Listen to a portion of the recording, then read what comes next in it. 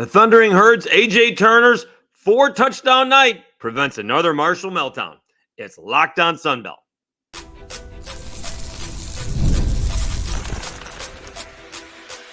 You are Locked On Sunbelt, your daily podcast on the Sunbelt Conference, part of the Locked On Podcast Network, your team every day. All right, Dave Schultz, Locked On Sunbelt, your team every day. Today's episode is brought to you by FanDuel. Place your first $5 bet and you'll get started with $200 in bonus bets guaranteed. Visit FanDuel.com to get started. All right, we will get into what we wagered today a little bit later. I did not take Marshall for some odd reason straight up, although they covered late. We'll talk about Georgia Southern and JMU vying for first place in the Sunbelt East, and the Cajuns are off to Coastal Carolina to see if they can catch ULM, which is off this weekend, and tie for first place in the Sunbelt West. But meanwhile, Marshall trying to bounce back from what was a disastrous meltdown in the fourth quarter last week against Georgia Southern. And so what do? They get up 18-0. And then a team from Georgia changes quarterbacks. And last week, it was Georgia Southern changing quarterbacks because J.C. French got hurt. And Dexter Williams II comes in and leads a miraculous comeback, 24-23 in Statesboro. This week, it's Christian Veyer who goes out because he's struggling to get any offense going. And in comes Zach Gibson, who had a pretty good night. All right. And all of a sudden, an 18-0 lead is now 18-10. All right. At the same time, they never took the lead. Let me see if they even had the ball while having a chance to take the lead. It was 18-10, and then Marshall got a touchdown to make it 25-10 right at the end of the half. It got to be 25-17. Georgia State kicks a field goal, so they did have a chance making it 25-20, and Marshall punted. They got a 3-and-out, so Georgia State had the ball and got 3 yards at 25-20, and then Marshall ends up kicking a field goal, and then listening to the announcers, and you guys know how I feel about this, there's got to be a little bit of game management. Was there a little bit too much game management with Del McGee? He's not down a touchdown. He's down 8 points, right? There's the difference. Whereas if he was down 7 points and you want as little time as possible to be on the clock, that makes sense. But down by 8, you're not, I guess you're not guaranteed to make the extra point, but it didn't seem like Del McGee had a little urgency at all towards the end of the ball game to get into the end zone. Nonetheless, what a night by A.J. Turner.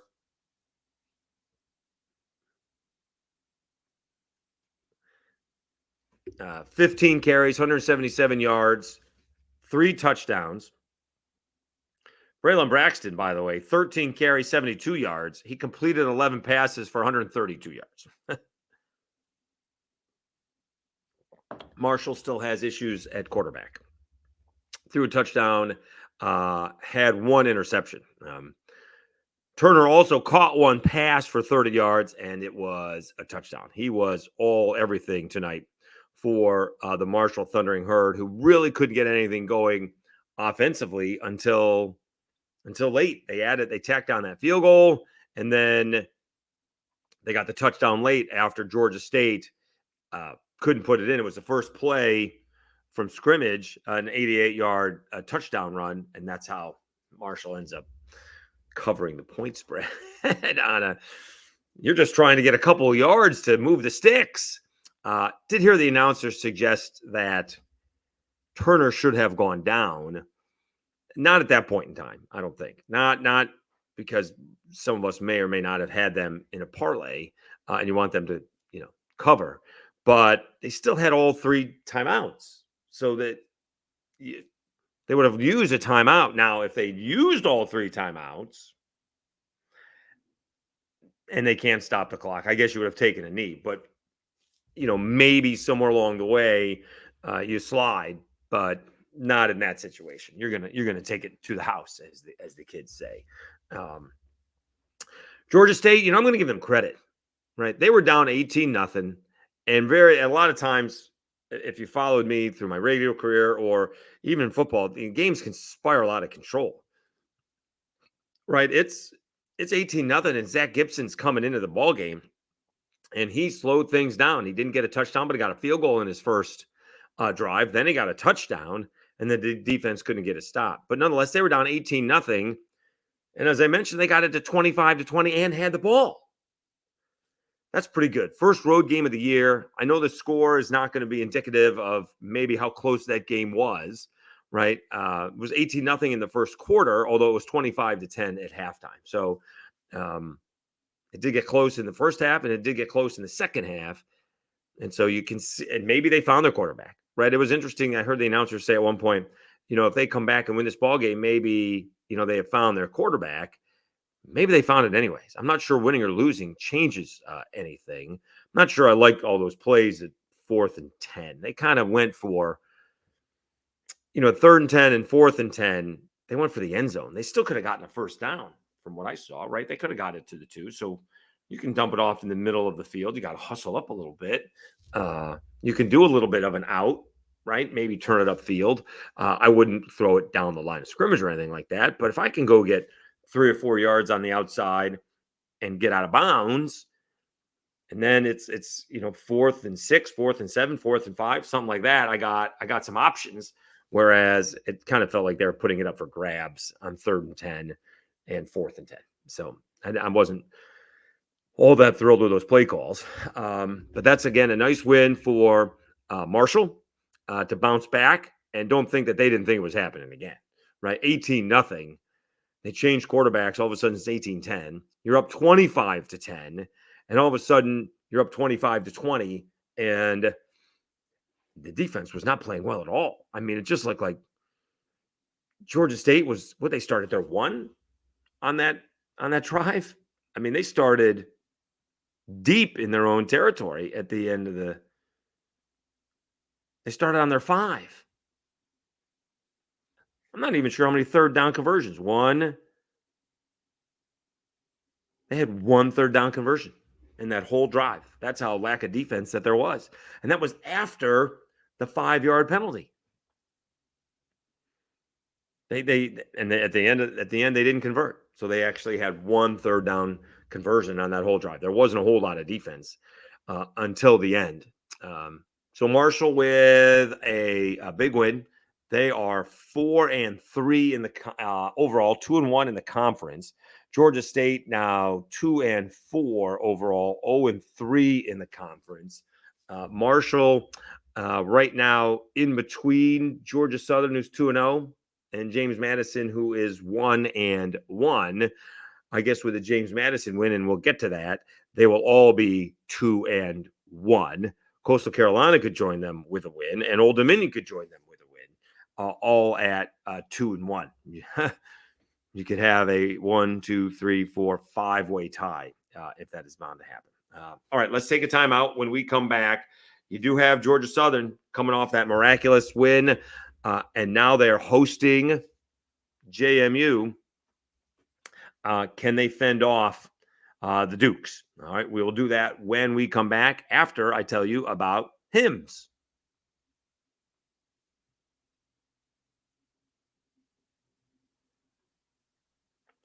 Hey guys, your sex life is important, but your schedule is busy. You don't have time to go to the doctor's office to get treated for ED. Through HIMS, you can get a personalized ED treatment without stepping foot outside of your door. HIMS is changing men's healthcare by providing you with access to affordable sexual health treatments from the comfort of your couch. HIMS provides access to a range of doctor-trusted ED treatments like chewable hard mints and Viagra and Cialis, and their generics for up to 95% cheaper.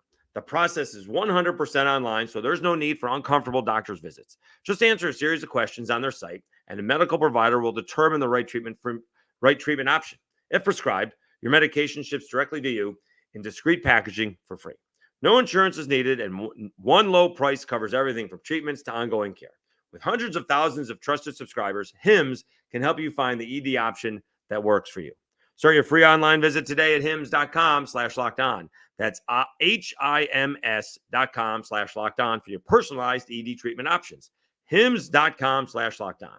The products mentioned are chewable compounded products which are not approved by or verified for safety or effectiveness by the FDA. Prescriptions require an online consultation with healthcare provider who will determine if appropriate. Restrictions apply. See website for details and important safety information. Subscription required. Price varies based on product and subscription plan.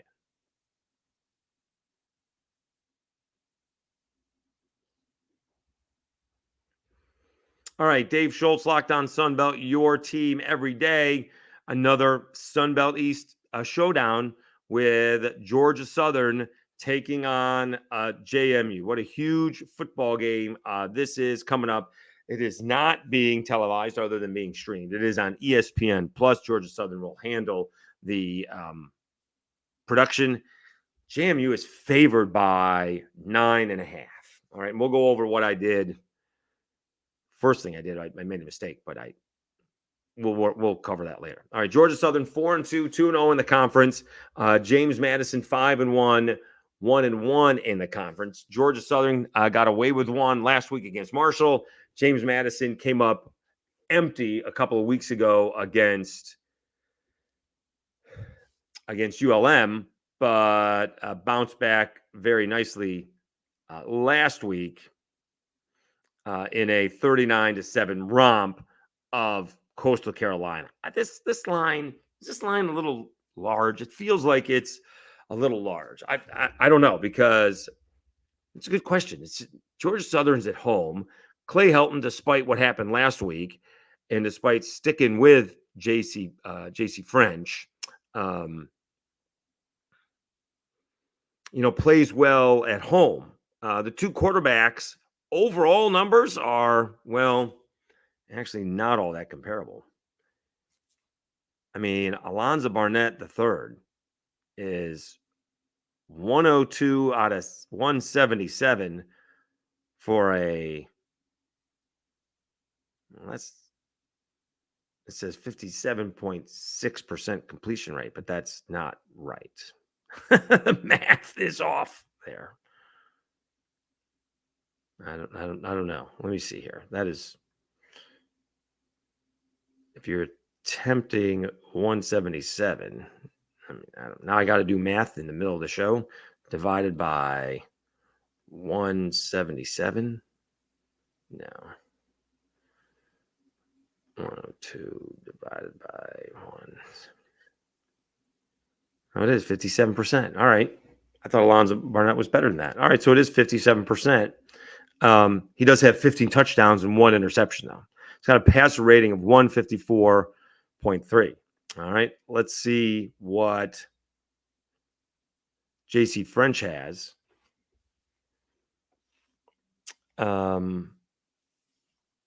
His completion percentage is 63.1%. That seems a little bit odd.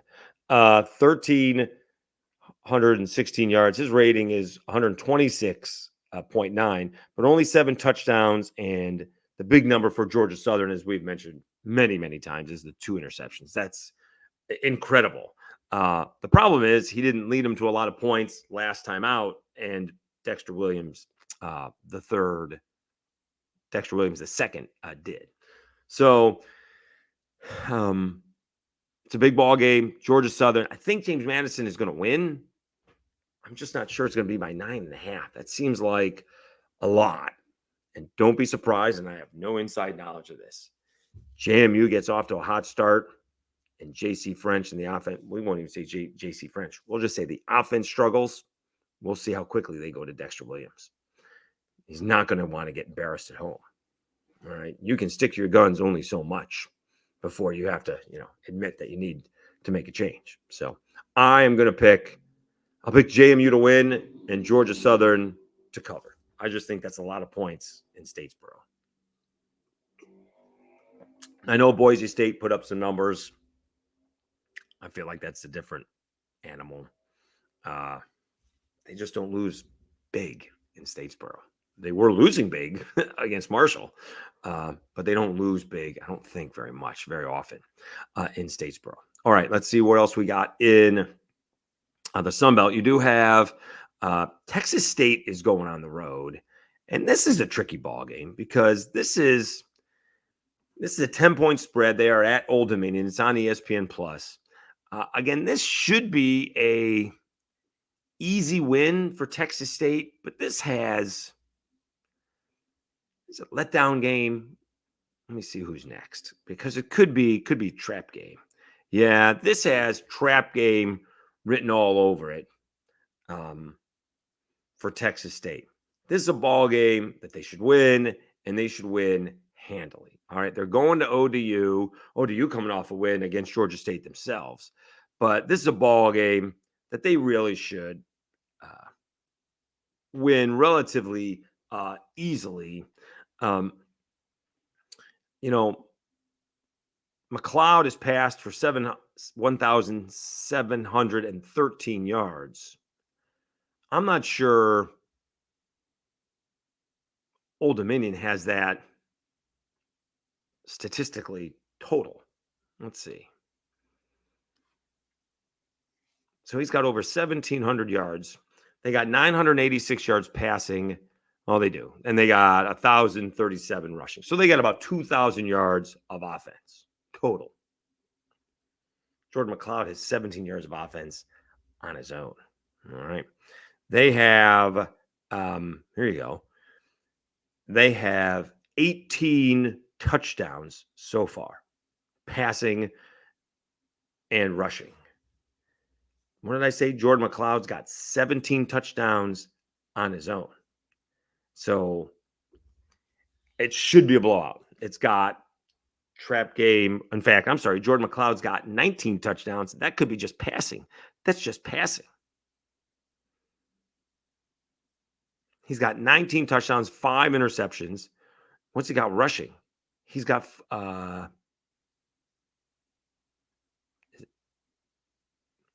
he's got 4 more touchdowns. So he got 23 touchdowns on his own. He's got 23 touchdowns to the 18 of Old Dominion. But Old Dominion's tough. They're just there's something about them. They don't get blown out. It's usually a 1-score ball game. The only team that really beat them badly was Virginia Tech. They should have beaten South Carolina, could have beaten East Carolina, did beat Bowling Green, was up against Coastal Carolina before falling behind and then falling short, and then does beat Georgia State 21-14. So again, it's got trap game. Does GJ Kinney go vanilla? I don't think that's a GJ Kinney thing. He doesn't like to do that. So they're going to try and put the points up on the board. I just think it's a lot of points. It's on the road. They got a big ball game. The difference is it's not the weekend. They get a little bit extra time. So do the Cajuns, by the way. Both are playing Saturday, and then they don't play again until 10 days later on Tuesday. They skip Saturday and they go right to Tuesday for a nationally televised game that we'll just say, for argument's sake, both teams win this week. That's basically for Texas State to stay in the Sunbelt race, is what that is. If they lose that ball game, which they've never beaten the Cajuns yet, but if they lose that ball game, that's 2 losses. Cajuns and ULM may not have any at that point in time. All right. Speaking of said Cajuns, they are heading to Conway to take on Coastal Carolina. There is no love lost between these two squads, and it goes back to the COVID year of 2020. We will do that when we come back after I tell you about FanDuel.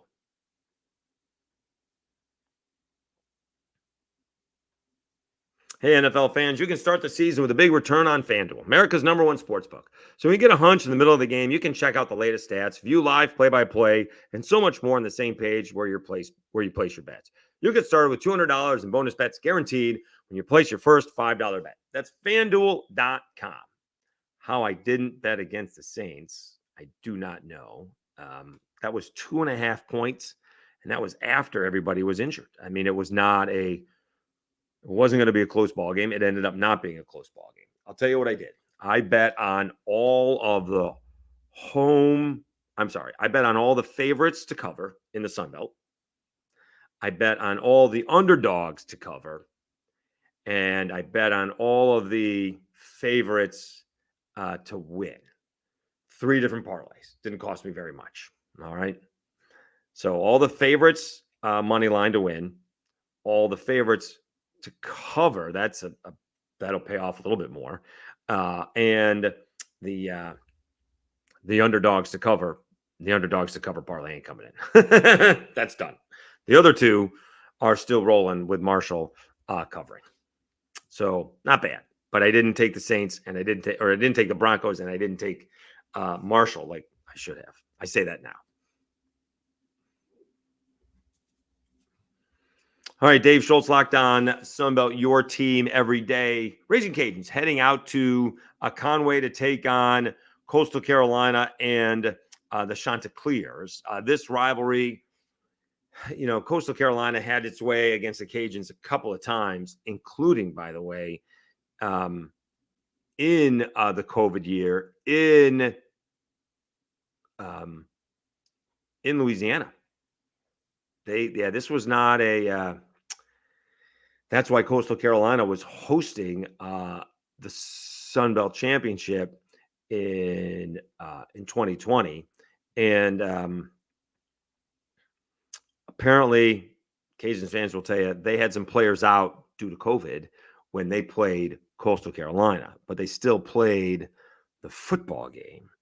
Cajuns fans will also tell you Coastal Carolina had a bunch of players out, but for that Sunbelt Championship ball game, but because the Sunbelt wanted Coastal Carolina to be undefeated, they allowed them to not play the ball game and co-champions, but Coastal Carolina was still undefeated. So that's where it goes back to that rivalry. It's not like Coastal Carolina wasn't really good, but the Cajuns wanted a second shot at them, which they did not get. So this line has actually gone up. It's 5 points. Again, something's just off with the Cajuns. I don't know. They are the number one defense, so that's looking good. They need to get that running game going once again. We're not sure what we have with Coastal Carolina. They have not played well against the better competition. They got embarrassed by Virginia, and they got embarrassed by James Madison. One was at home. Virginia was at home, and James Madison was at home. James Madison was on the road. But they just have not played particularly well against the better competition. And we'll see if, the Cajuns can come up big time this time around. It is on ESPNU. It is noon Eastern time, 11 a.m. Central time. That's a big ball game for the Cajuns. They need to play a little bit better. I like to double talk because I don't believe in that full 60-minute ball game, but they played so well offensively against Wake. And all of a sudden the offense has gone by the wayside against Southern Miss and App State. Defense hasn't, though. The defense played incredible against Southern Miss and forced 5 turnovers against App State. So the defense has been really good. The offense hasn't been quite as explosive. Seems like the running backs are having a tough time getting to the second level, basically, right? Because they usually explode and, they're getting 5 or 6 yards a pop, but they're not getting that 15 to 20 or 50-yard run anymore, something along those lines. Kind of like what South Alabama did against Troy, except for the Gio Lopez run, right? I mean, South Alabama averaged 4 yards a carry for the game, but you take away the 49-yard touchdown run, they averaged less than 3. They were having a tough time running the football against Troy's defense. So I'll be homer. I'll pick the Cajuns to win and to cover. Probably win by a touchdown. All right, not much more than that. And then what else do we have? I think we got Arkansas State and Southern Miss. Obviously, it's not going well for the Fighting Will Halls. Arkansas State coming off a tough ball game against Texas State. Arkansas State is favored by 7 on the road. Seems like a lot. When was the last big ball game? They came back. They did cover against Michigan on the road, right? They did cover that ball game. They only lost by 10 in that ball game, but they have not played particularly well on the road this year. Now, one is Iowa State and Texas State, and now they're playing against Southern Miss. Ethan Crawford, I guess, is going to be the quarterback for Southern Miss. I don't know. If Southern Miss is going to get a win, I think this is going to be it. I guess they have to play Troy. somewhere along the way. Did they already play them? Let me see. Let me go back it up here.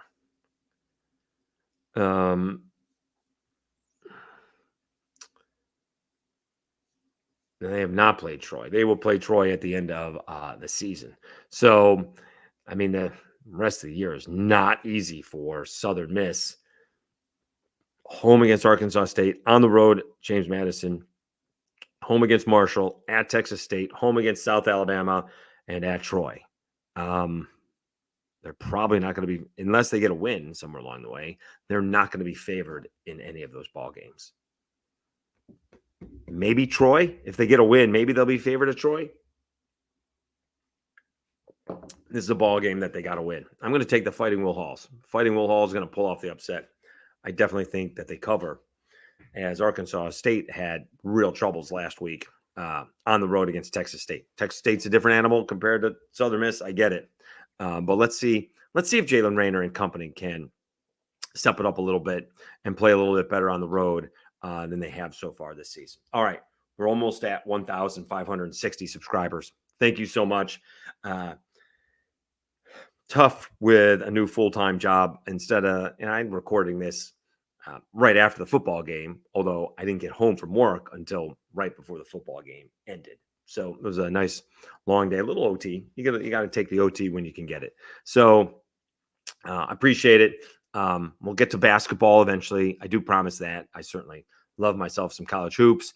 It's going to be a big weekend and, some more big ball games coming up, and we'll see. I'm very interested to see how Georgia Southern handles the quarterback situation. Maybe JC French steps up and plays well. Doesn't even necessarily have to win, but he plays well and puts up some points to try and keep up with JMU. All right. Thanks again. We will see how those parlays go. Again, not a lot of money invested, but could be a big payoff. Have a great weekend, everybody. Please stay safe, and we will talk to you again on Monday with a full recap of the weekend's action. You've been watching and listening to Locked On Sunbelt, your team every day. I'm Dave Schultz. Talk to you again on a Monday.